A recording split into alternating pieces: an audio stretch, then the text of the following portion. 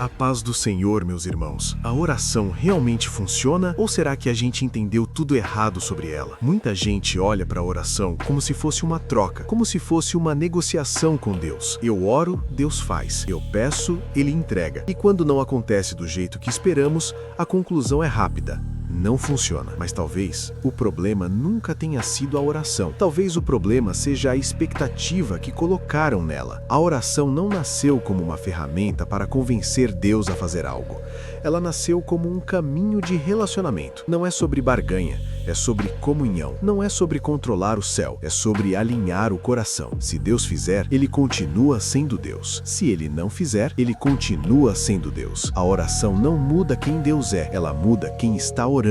Ela muda a postura, ela muda a perspectiva, ela muda o interior. Só que existem pessoas que dizem que oração não resolve nada, que se realmente funcionasse, ninguém precisaria ir ao médico. Ninguém buscaria alternativas, ninguém enfrentaria dificuldades. E é justamente sobre isso que eu quero que você preste atenção agora. Assista esse vídeo e analisa comigo. Lembrando, hoje eu vou estar falando o tema a oração. A oração é importante, a oração resolve, a oração muda alguma coisa na minha vida e na sua vida? Pessoal, desde já eu posso dizer que não.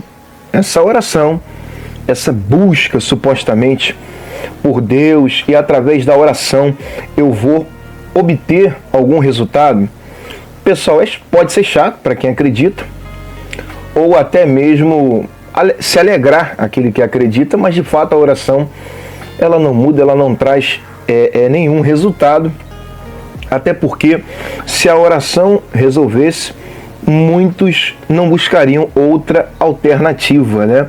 Muitos falam, mas eu estou indo no médico e estou orando, né? Mas se a oração resolvesse, não precisaria ir ao médico, né?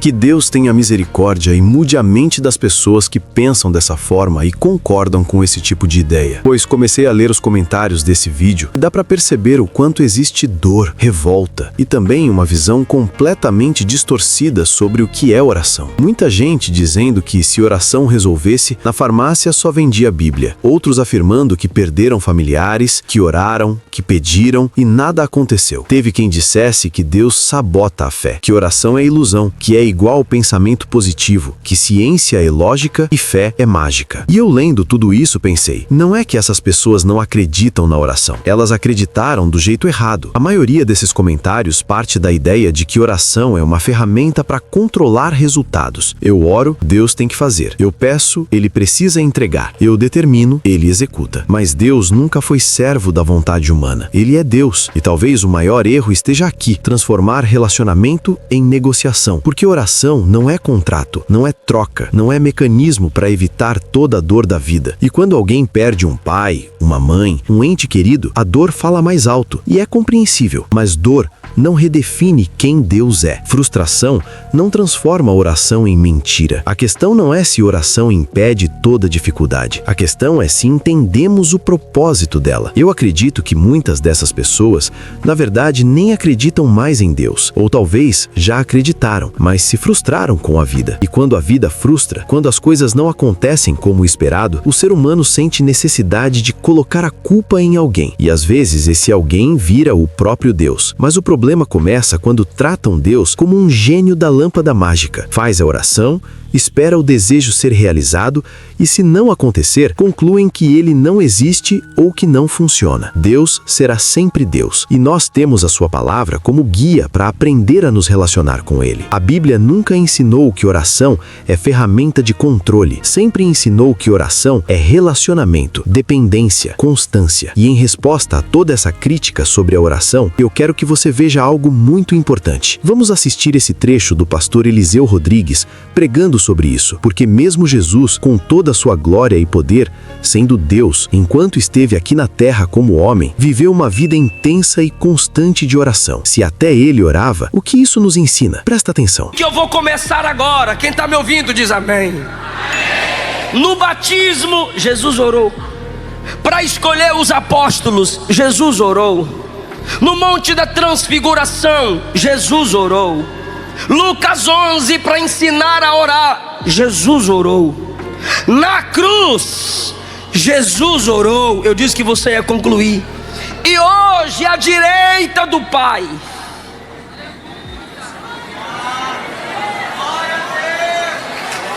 O que Jesus está fazendo? É uma pergunta e não é retórica. O que ele está fazendo à direita do Pai? Pregando? Cantando?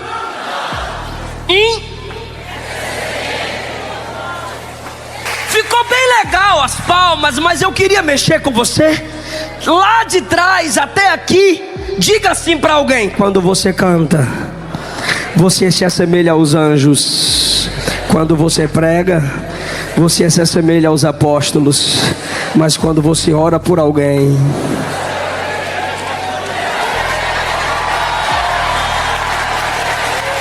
só a oração te torna semelhante a Jesus. Ei, mulher de Deus, ei, varão, ei, pastor, você pode começar profeta como Saul no terreiro dos profetas e terminar como Saul no terreiro de Macumba. Ei, você pode começar como Judas apóstolo e terminar como apóstata. Ei, pregadora, cantor, missionário, pastor, você pode começar como Alexandre o Latoeiro, acompanhando o ministério apostólico, e terminar como traidor, desleal. Por quê, pastor? Quem deixa de orar, deixa de crescer na santidade. Quer viver em santidade? Oração, oração, irmão. Todos aqui amam Deus, mas uns amam mais. Quem são esses? Os que oram. Todos aqui são luzes do Senhor, mas vocês não podem mentir. Alguns brilham mais do que os outros. Por quê, pastor? Porque ora.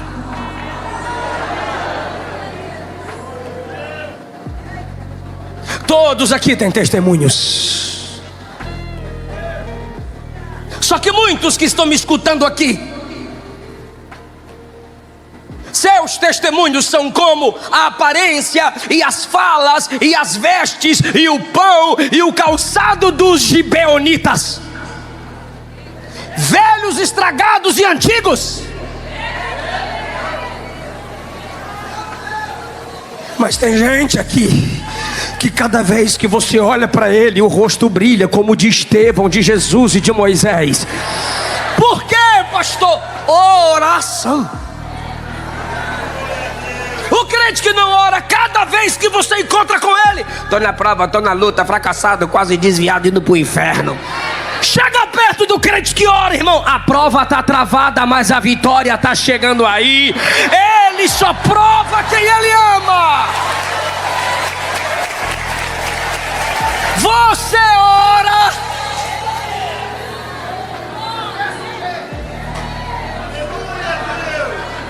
Seus impulsos sexuais te dominam porque você não ora. O desejo de vingança te domina porque você não ora. O desejo de disputa não é vencido apesar do seu tempo de crente, porque lhe falta oração.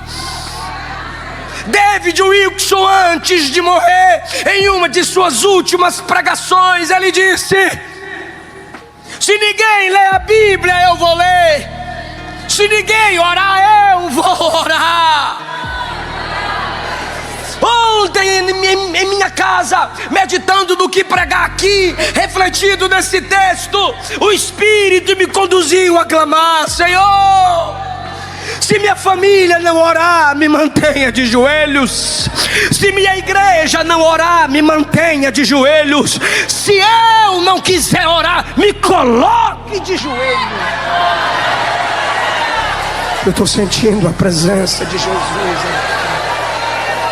Agora, entende a diferença? Jesus orava. E Jesus não orava porque precisava provar que Deus existia. Não orava para impressionar pessoas. Não orava para fazer espetáculo. Ele orava porque vivia em relacionamento. No batismo, ele orou. Antes de escolher os discípulos, passou a noite em oração. No Monte da Transfiguração, ele orou. No Getsêmani, no momento mais angustiante da sua vida, ele orou. Na cruz, em meio à dor, ele orou. E mesmo orando, ele enfrentou o sofrimento. Mesmo orando, ele enfrentou rejeição. Mesmo orando, ele enfrentou a cruz. Então isso significa que a oração falhou ou significa que a oração o fortaleceu para cumprir o propósito? Talvez o nosso erro seja medir a oração apenas pelo resultado externo, mas a maior obra da oração acontece dentro de quem ora. Ela ajusta o coração, ela quebra o orgulho, ela ensina a dependência, ela gera paz em meio ao caos. A oração não existe para mudar Deus. Ela existe para transformar você. Talvez a pergunta nunca tenha sido: a oração resolve tudo? Talvez a pergunta correta seja: eu estou buscando a Deus por relacionamento ou por interesse? Porque oração não é mágica, é relacionamento. Não é controle, é confiança. Não é fuga da realidade, é força para atravessar a realidade. E quando você entende isso, você para de tratar Deus como um gênio da lâmpada e começa a tratá-lo como pai. E quando ele responde diferente do que você esperava, você não perde a fé, você amadurece nela. Se esse vídeo te fez refletir, curte, compartilha com alguém que precisa ouvir isso e se inscreve no canal. E principalmente, analisa comigo o que realmente significa ter fé.